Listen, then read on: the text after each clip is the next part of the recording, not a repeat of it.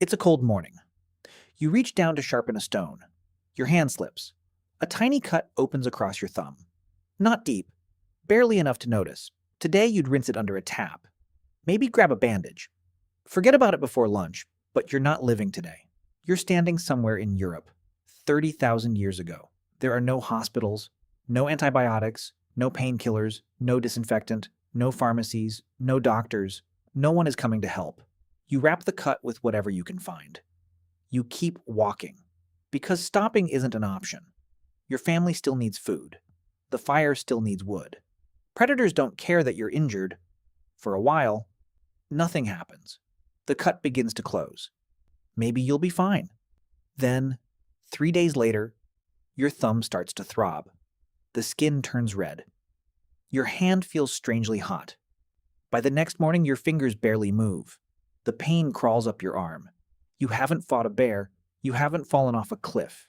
You're losing a battle against something you can't even see. Something no human on Earth knows exists. And yet, your people somehow survive. Not just for years, not for centuries, for hundreds of thousands of years. Long before medicine, long before science, long before anyone knew what a germ was. Humanity refused to disappear. How? Most people imagine prehistoric life as one long battle against giant predators. Woolly mammoths, saber-tooth cats, massive bears.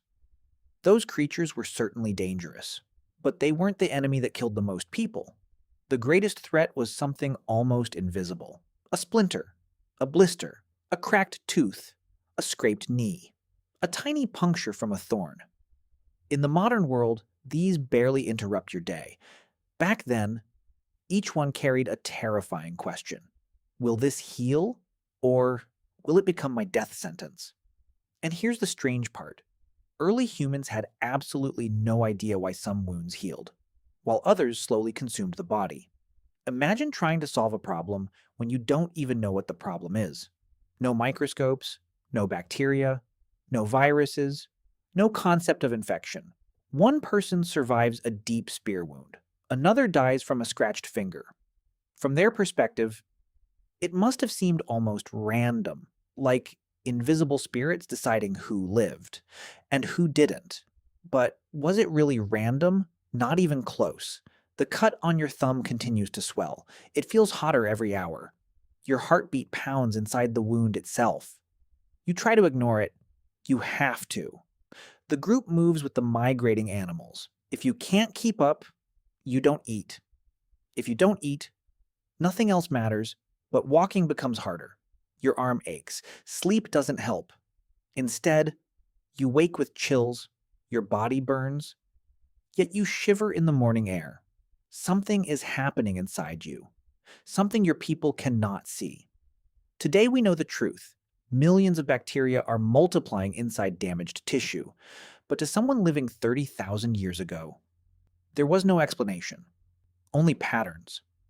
They noticed some places seemed safer than others. Some rivers produced healthier people. Certain caves seemed cursed. Some wounds healed faster after being washed. Others became worse when covered in dirt. Nobody knew why. Generation after generation, humans slowly collected these observations, not as science, as survival. The people who ignored them often vanished.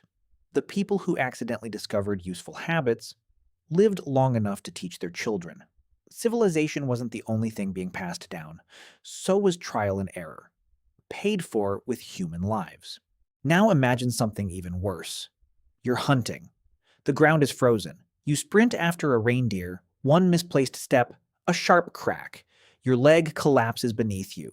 Immediately, everything changes. You aren't just injured. You've become slow. A slow hunter doesn't catch food. A slow traveler gets left behind. A slow human attracts predators. Even if the bone heals, how do you survive the next 6 weeks? You can't gather firewood. You can't chase animals. You can barely stand. Most people assume this is where prehistoric humans simply accepted death. That seems logical. Nature is ruthless. Why would anyone carry an injured adult? Why waste precious food?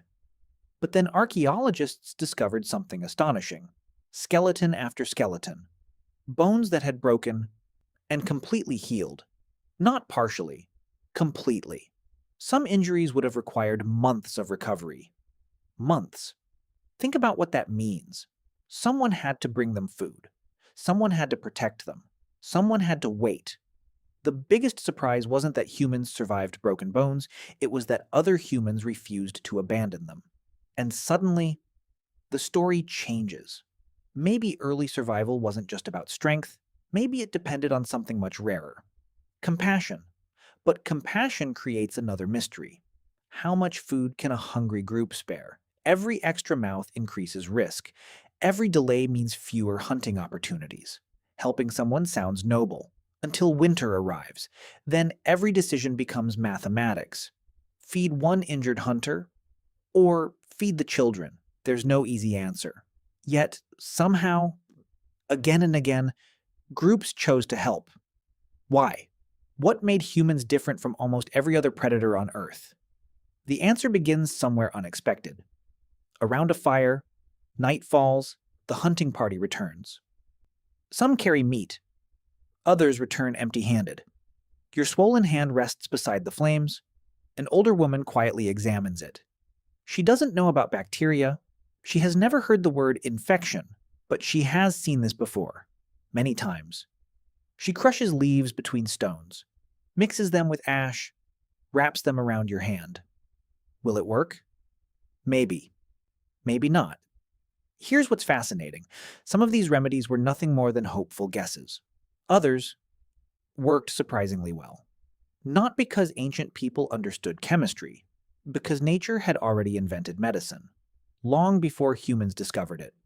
The problem was, no one knew which plants held real power, and which simply gave false hope. Finding out came with an unbearable cost. Every experiment was performed. On someone's mother, someone's child, someone's friend, one wrong plant, one poisonous root, one deadly mushroom. Discovery and tragedy walked side by side. Every generation inherited both.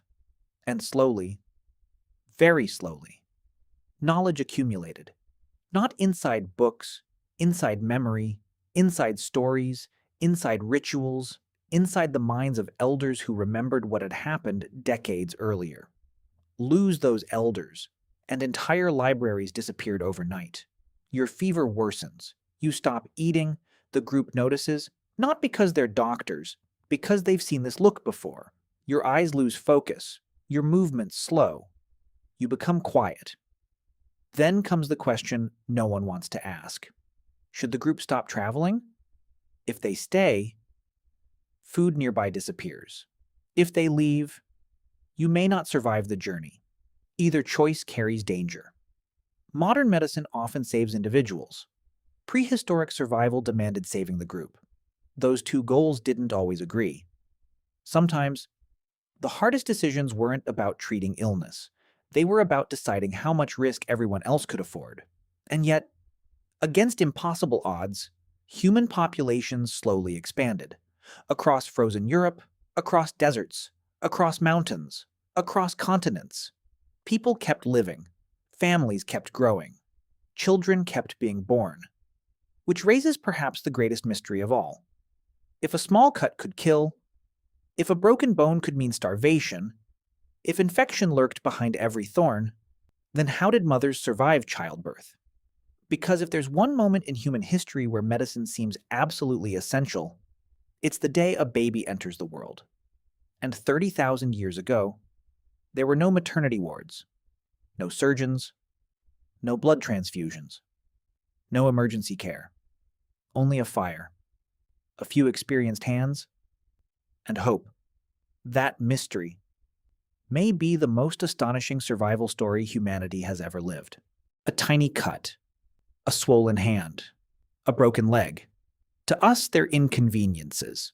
To our ancestors, they were questions with no guaranteed answer.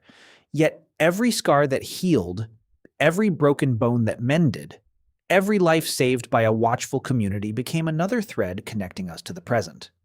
The greatest miracle of early humanity wasn't that people lived without medicine, it was that, somehow, enough of them lived long enough to create it.